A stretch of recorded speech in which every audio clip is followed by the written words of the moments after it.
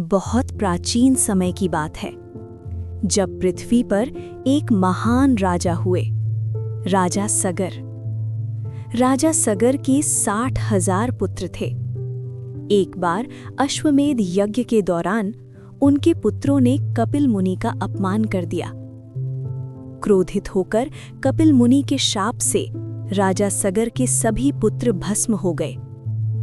उनकी आत्माएं मुक्ति के लिए भटकने लगीं। राजा सगर के वंश में कई पीढ़ियां बीत गईं।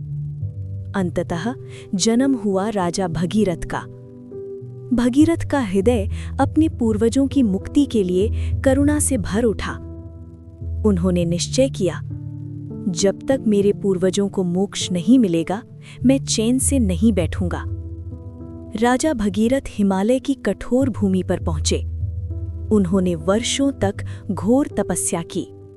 न भोजन न विश्राम, केवल एक ही प्रार्थना, हे माता गंगा, धरती पर अवतरित होइए और मेरे पूर्वजों को मोक्ष प्रदान कीजिए। भगीरथ की तपस्या से ब्रह्मा जी प्रसन्न हुए। ब्रह्मा बोले, गंगा को धरती पर लाना संभव है, लेकिन उसकी प्रचंड धारा पृथ्वी सहन नहीं कर पाएगी। इसके लिए भगवान शिव की शरण लेनी होगी। भगीरथ अब भगवान शिव की आराधना में लग गए। हिमालय में घोर तप किया।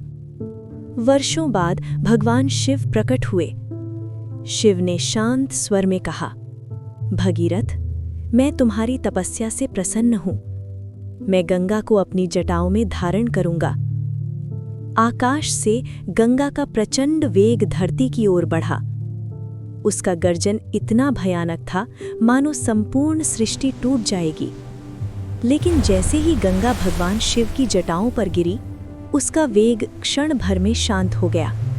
शिव की जटाओं में गंगा लहराने लगी और फिर एक पतली शांत धारा बनकर पृथ्वी पर अवतरित हुई।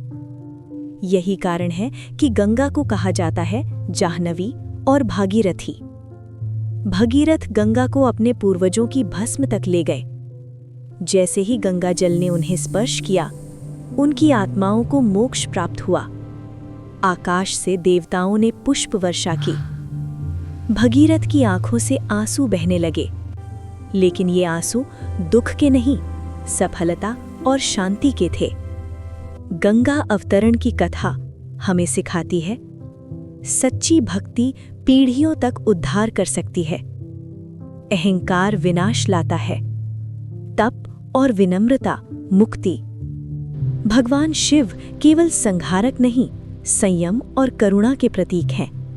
और गंगा केवल नदी नहीं, पवित्र चेतना है। निष्कर्ष, यदि भगवान शिव गंगा को अपने जटाओं में ना धारण करते तो पृथ्वी नष्ट हो जाती। इसलिए कहा जाता है, जहां शिव हैं, वहां विनाश नहीं, संरक्षण है।